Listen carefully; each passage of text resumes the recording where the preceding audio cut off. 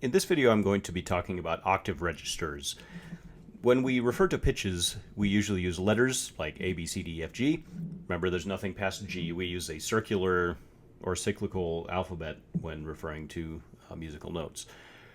The letters are not good enough because there's more than one C, just as there's more than one D and all of the other notes. So we have to also refer to them with their octave register. The octave register is a number which tells you how high or how low the C is. Since there's more than one C, there's more than one D. So we're going to start with this pitch, which is a C4, which is also referred to as middle C. It's called middle C because it's in the middle of the piano keyboard. And if you can start with this and just commit this to memory, it will help a lot, because this is right in the middle of the ranges. Below this pitch are considered the kind of the bass and the tenor instruments, and above this pitch would be the alto and the treble instruments. This is just right in the middle, and it's C4. However you need to remember it. You can remember that when thinking about octave registers, I want to make everything explode using a big block of C4.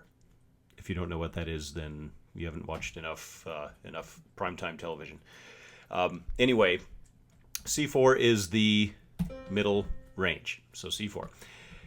When you go up, every time you run into another C, the octave register changes. So this is C4. The next C, an octave higher, would be C5. So that's C5.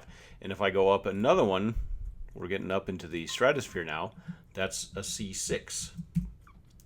And then all of the notes in between would share the register tied to its C. So again, every time you hit a C is when the notes change, or the register changes. Now if we go down, we can see the same sort of thing. This is where C4 is in bass clef. This and this are the exact same pitch in these clefs. If I go down an octave from C4, that makes this C3. If I go an octave below that, then we end up with C2. There are registers that are above C6 and below C2, but those are extremes. So just be aware of them. And really, in the practical musical world, these are the registers that are used. Sometimes violins may go all the way up into the 7th octave.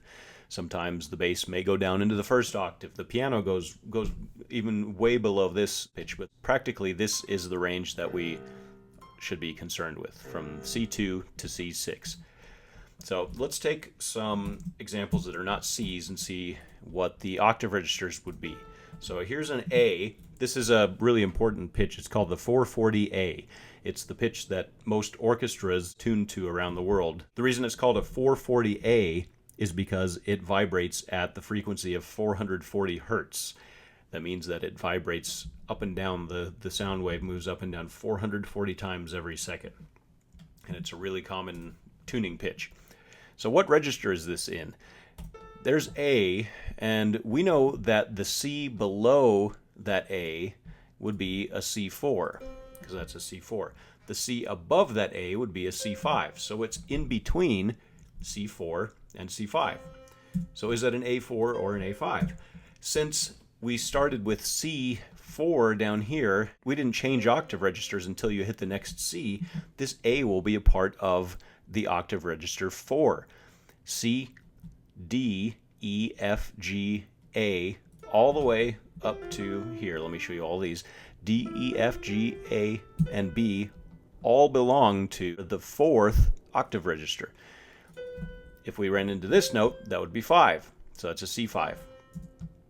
If I go up to this A, that's going to be an A5, because it's the A that belongs to the 5th octave register. Now let's take a little bit of a lower one. Here. That's a G. And it's pretty low, so we know it's going to be a little bit of a lower number. The C directly above it would be a C3. That's a C3. And then that's a C2. Since this G has not yet hit the 3, this is in the 2nd octave register, so this would be a G2. Get it? So that's a G2 because it hasn't hit the 3 yet. The number only changes every time you hit a C. So it's every time that it runs into that you run into a C that the octave register changes. So again, one more time, this is a C2, C3, C4, two C4s there, C5, C6.